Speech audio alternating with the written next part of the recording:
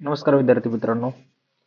तर आपण पाहणार आहेत महाराष्ट्र दुय्यम सेवा अराजपत्रित गट ब पूर्व परीक्षा 2018. आपण काय ह्या सेशन मध्ये आपण ज्या प्रिव्हियस इयर क्वेश्चन आहेत त्यांचे आपण एक्सप्लेनेशन घेतोय. एक्सप्लेनेशन म्हणजे कसं, फक्त क्वेश्चनच पाहायचं नाही, क्वेश्चन प्लस त्याच्यासोबत एक मिनिट हा क्वेश्चन प्लस त्याच्यासोबत त्याच्यातील जे अदर ऑप्शन का बरोबर नाही आहेत, का चुकीचे आहेत, हे सर्व गोष्टी आपण याच्यामध्ये पाहतोय. ठीक आहे. आणि काय होईल, एक आयोगाचा ट्रेंड, आयोग कसं क्वेश्चन विचारतं ते सगळं समजून घेता येईल. ठीक आहे. चला पाहूया पहिला क्वेश्चन. प्रधानमंत्री मातृत्व वंदना योजनेबद्दल खालील विधाने विचारात घ्या. सदरहू योजना 1 एप्रिल 2016 रोजी केंद्र शासनाने लागू केली. दुसरा, या योजनेनुसार शासन गर्भवती व स्तनदा मातांना 8,000 वित्तीय सहाय्य देते. गर्भवती महिलांना आणि स्तनदा मातांना रोख रकमेद्वारे त्यांचे आरोग्य सुधारणे हे देखील या योजनेचे उद्दिष्ट आहे. तर याचं उत्तर आहे बघा, फक्त सी बरोबर. हे चुकीचं आहे, हे चुकीचं आहे. ठीक आहे. चला नेक्स्ट. आपण याच्यामध्ये करंट अफेअर्सच्या जास्त डिटेलमध्ये नाही पाहणार. रिसेंट मध्ये जे क्वेश्चन करंट अफेअर्स आलेले आहेत त्याचे जास्त डिटेलमध्ये पाहणार, कारण हे क्वेश्चन रिपीट होण्याचे चान्सेस कमी असतात. पण जे हिस्ट्री, जिओग्राफी, पॉलिटी, इकॉनॉमी यांचे क्वेश्चन रिपीट होण्याचे जास्त चान्सेस असतात. तर त्याचे आपण ऑप्शन सहित डिटेलमध्ये माहिती घेणार आहोत. चला नेक्स्ट क्वेश्चन काय, द कोइलेशन इयर्स या पुस्तकाचे लेखक कोण आहेत? कोण आहे या पुस्तकाचे लेखक? पहिला ऑप्शन प्रणव मुखर्जी, पी चिदंबरम, कपिल सिब्बल आणि मनमोहन सिंग. तर याचं उत्तर आहे प्रणव मुखर्जी. ठीक आहे. नेक्स्ट. 2018च्या IPL T20 क्रिकेट स्पर्धेच्या खेळाडूंच्या लिलावामध्ये जयदेव उनादकट हा सर्वाधिक बोलीने करारबद्ध झाला. त्याला कोणत्या संघाने करारबद्ध केले? Option 1 Rajasthan Royals, kings eleven Punjab, Kolkata night riders आणि चेन्नई सुपर किंग. तर ह्याचं उत्तर आहे मित्रांनो राजस्थान रॉयल्स. 2018च्या जे IPL झालेली ना, तर त्याच्यात सर्वात जास्त बोली राजस्थान रॉयलनं जयदेव उनाडकट या क्रिकेटपटूला लावलेली. ठीक आहे. चला नेक्स्ट क्वेश्चन. महाराष्ट्र शासनाचा यंदाचा डॉक्टर अशोक केळकर यांच्या नावे दिला जाणारा भाषा अभ्यासक पुरस्कार नुकताच कोणाला देण्यात आला? तर बघा, डॉक्टर अशोक केळकर यांच्या नावे दिलेला जो भाषा अभ्यासक पुरस्कार आहे तो कोणाला दिलाय? आता हे 2018चा क्वेश्चन आहे बरोबर. म्हणजे हा एक तर 2017ला दिलेला असेल, 2018ला आला म्हणल्यावर, कारण त्या करंट इयरचा असेल तो. ठीक आहे. तर पर्याय बघा, Ranganath Pathare, doctor doctor Milind Joshi, doctor Avinash Binivale आणि डॉक्टर अशोक कांबळे. तर याचं उत्तर आहे मित्रांनो डॉक्टर अविनाश बिनीवाले. हा 2017चा त्यांना दिलेला, 2018चा कल्याण काळे यांना दिलेला.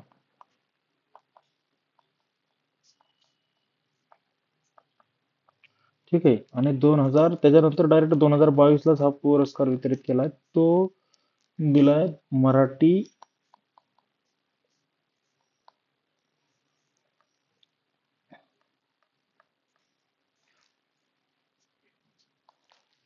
अभ्यास परिषदला.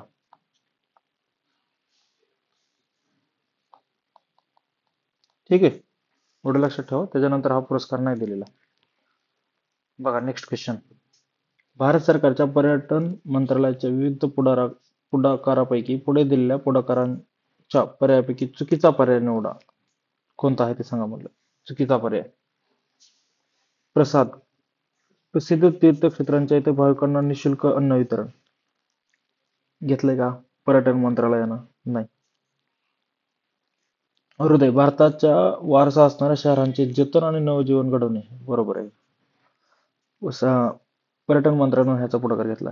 इनक्रेडिबल इंडिया 2.0, भारताच्या पर्यटनाचा विकास घडवणे, हे पण बरोबर आहे. तुम्हाला माहिती आहे पर्यटनानेच फॉरेन इन्कम, फॉरेन जो रेमिटन्स असतो किंवा जो फॉरेन मधून येणारा पैसा आहे, जसं डॉलर वगैरे, तो सर्वात जास्त येतो. तर पर्यटनाचा विकास झालाच पाहिजे. चौथं बघा, पर्यटन स्थानी ई तिकिटांची सुविधा, ताजमहल, हुमायूनची कबर येथे सुरुवात. बघा आता तर तुम्ही जर कुठं पर्यटन स्थळ गेला असाल तर ई तिकिटांची सुरुवात तर ऑलरेडी झालेली आहे. फक्त ताजमहल आणि हुमायून नाही, सगळीकडेच झालेली, पण सुरुवात इथून झाली आहे.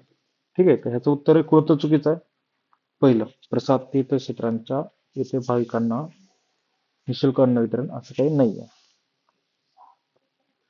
चला नेक्स्ट क्वेश्चन. कैलास मानसरोवराच्या कैलास मानसरोवर यात्रा पुढीलपैकी कोणती विधाने सत्य आहेत? बघा, काय कैलास मानसरोवर यात्रा संबंधी पुढीलपैकी कोणती विधाने सत्य आहेत? विधाने विचारले. या यात्रेचे आयोजन परराष्ट्र मंत्रालयाद्वारे केले जाते. बरोबर. यात्रेचे आयोजन दोन वेगवेगळ्या मार्गांनी होते. एक मार्ग लिपुलेखा खिंड उत्तरांचल मधून, दुसरा मार्ग नथुला खिंड सिक्कीम मधून. हे पण बरोबर आहे. या यात्रेसाठी परकीय व परदेशी व्यक्ती पात्र नाही. हे पण बरोबर आहे. ह्याच्यात फक्त इंडियन लोक पात्र आहेत, कारण ही आपल्या इंडियन गव्हर्नमेंटद्वारे स्पॉन्सर केली जाते. यात्रेकरूंना यात्रेसाठी परराष्ट्र मंत्री कोणतीही आर्थिक सहाय्य व सवलत देत नाही. बरोबर. तर ह्याचं उत्तर हे पण बरोबर आहे. सरकार कुठलं आर्थिक सहाय्य किंवा सवलत देत नाही. आपण स्वतः फक्त ते काय करतं की तुमची सुरक्षा झालं. तुम्हाला माहिती आहे कैलास मानसरोवर जवळजवळ अक्साई चीन मध्ये तिथं येतं, तर त्याच्यात तिथे त्या देशाच्या गव्हर्नमेंटशी बोलून वगैरे या गोष्टी डिटेल करून त्या यात्रा आयोजन केलं जातं. पैसे स्वतःच द्यायचे आपल्याला. ठीक आहे. चला नेक्स्ट 7वा क्वेश्चन. अग्नी 5 बॅलिस्टिक क्षेपणास्त्राची लक्ष्यवेधी क्षमता किती आहे?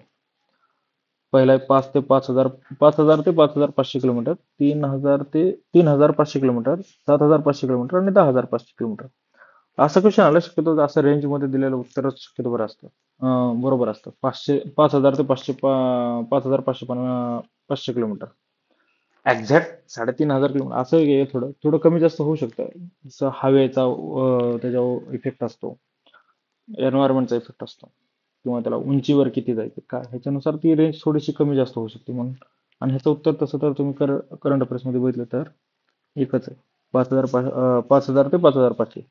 ह्या क्षेपणास्त्राची लांबी आहे बघा 17 मीटर आहे. एक एक्स्ट्रा माहिती देतो, विचारतील नाही विचारतील तर सांगता येत नाही बघा. ह्या क्षेपणास्त्राला ICBM सध्या म्हटलं जातं. ICBM म्हणजे काय? इंटर कॉन्टिनेंटल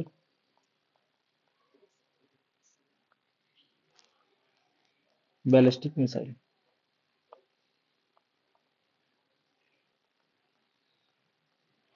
ठीक आहे. तर नेक्स्ट क्वेश्चन. हा, ह्याचे डेव्हलप कोण करतं? DRDO.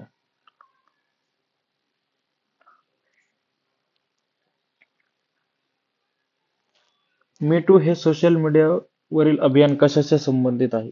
मी टू एक अभियान चालू होतं बघा 2017-18 मध्ये. मी टू म्हणून हॅशटॅग चालत होते आणि त्याच्यावर लोक आपापले विचार मांडत होते. तर बघा, हे पहिला ऑप्शन आहे लैंगिक अत्याचार व हल्ले, दुसरं नैराश्य आत्महत्या यासारख्या मानसशास्त्रीय मुद्द्याविषयी, तिसरं सोशल मीडियावरील व्यक्तिगत माहिती सुरक्षेचे मुद्दे, आणि चौथं आहे मतदान अभियान. तर ह्याचं उत्तर आहे बघा लैंगिक अत्याचार व हल्ले. 2017 मध्ये हे अभियान होतं चालू. सोशल मीडिया आणि इतर गोष्टीबद्दल अवेअरनेस पसरवत होतं. कशाबद्दल? Sexual harassment.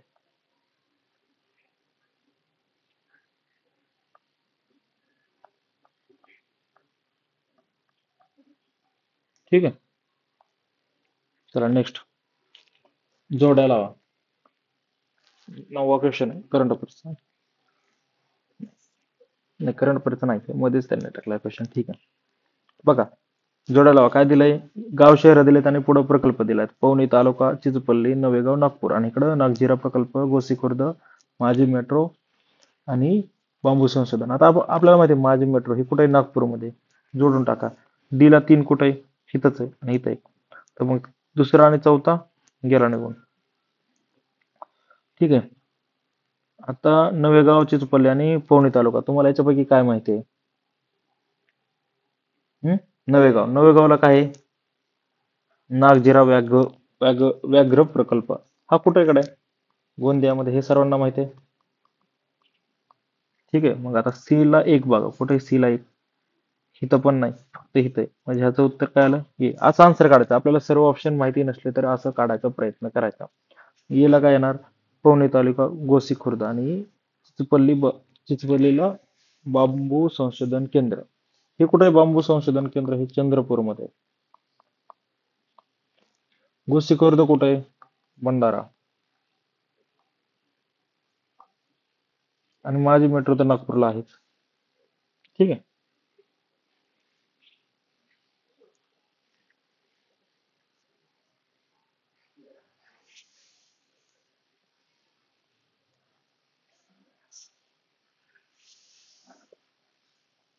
हम्म.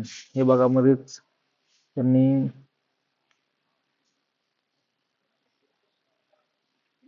तेच वेगवेगळे क्वेश्चन विचारले. एक मिनिट. ठीक आहे. पहिले 15 क्वेश्चन करंट अफेअर्सचे धरू. महाराष्ट्र राज्य महिला आयोगाचे हे महत्वाचे कार्य आढळते. राज्यातील स्त्रियांच्या सक्षमीकरणाच्या प्रगतीचे मूल्यमापन करणे. संविधानाच्या अनुच्छेद 38, 39, 39 ए आणि 42 मध्ये अंतर्भूत केलेली निर्देशक तत्वे निर्देशक तत्वे अंमलात आणणे. राज्य विधानसभा व स्थानिक स्वराज्य संस्थांचे महिलांच्या निवडणुका घेणे व वरील एक पैकी नाही. आता राज्य महिला आयोग, ह्याचा आन्सर आहे बघा, हे तर बरोबरच आहे, सक्षमीकरण. ह्याच्यात काय चुकीचं आहे? राज्य विधानसभा आणि स्थानिक स्वराज्य संस्थांमधील महिलांच्या निवडणुका घेते का? नाही, काहीच संबंध नाही. तर निवडणूक आयोग घेतो आणि त्यात महिलांच्या वगैरे असं काही नाही. त्यामुळे सी जिथं जिथं तो कटवून टाका. डी वरील पैकी नाही, नाही ह्याच्यातलं एक तर आहे बरोबर, म्हणजे हे पण गेलं. आता फक्त फक्त एक का बी, ए बी. संविधानाच्या अनुच्छेद 38, 39, 39 ए आणि 42 मध्ये अंतर्भूत केलेली निर्देशक तत्वे अंमलात आणणे, हे पण त्याचं बरोबर आहे. म्हणून ह्याचं उत्तर बी. आता बघा, महिला आयोगाबद्दल आपण थोडीशी एक्स्ट्रा माहिती पाहूया. ठीक आहे. महाराष्ट्र राज्य महिला आयोगाच्या पहिल्या सदस्य कोण होत्या? विजया रहाटकर.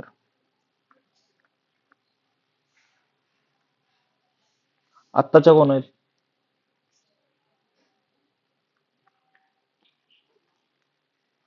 रुपाली चाकणकर.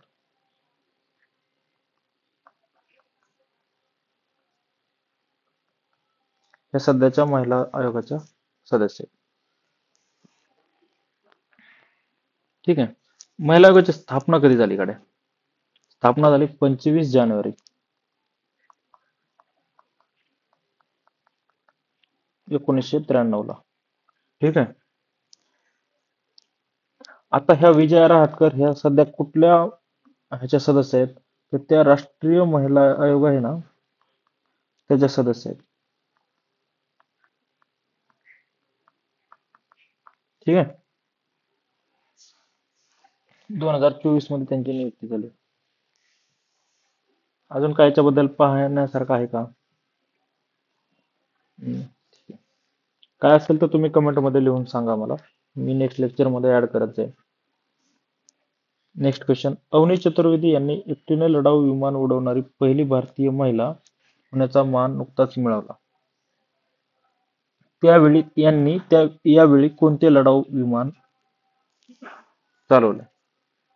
ठीक आहे. तर त्यांनी, ह्याचं उत्तर आहे, हा आधी ऑप्शन बघू. MiG 21 bison, MiG 27 bison, Sukhoi आणि सु 57. तर त्यांनी मिग 21 बायसन हे विमान उडवलं. अवनी चतुर्वेदी ह्या रेवा या गावचे आहेत, एमपी मध्ये. ठीक आहे. त्या पहिल्या महिला पण आहेत की ज्यांनी लढाऊ विमान उडवलंय. तर नेक्स्ट क्वेश्चन.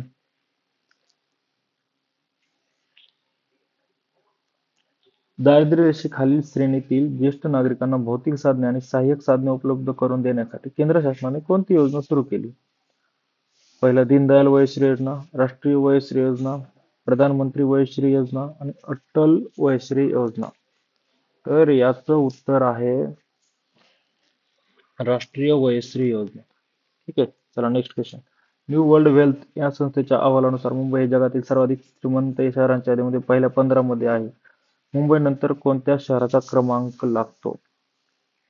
मुंबई नंतर कुठल्या शहराचा क्रमांक लागतो? टोरंटो.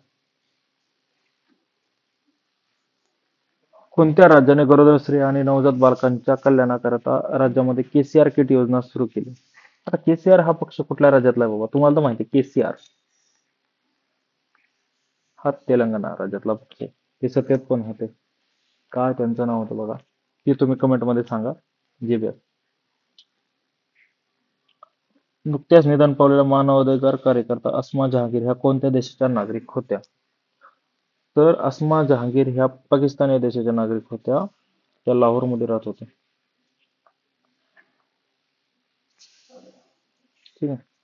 चला, काही तुम्हाला शंका असेल काय असेल तर तुम्ही कमेंट मध्ये टाका. पण त्याला नेक्स्ट क्वेश्चन नेक्स्ट लेक्चर मध्ये आपण त्याला सॉल्व्ह करू.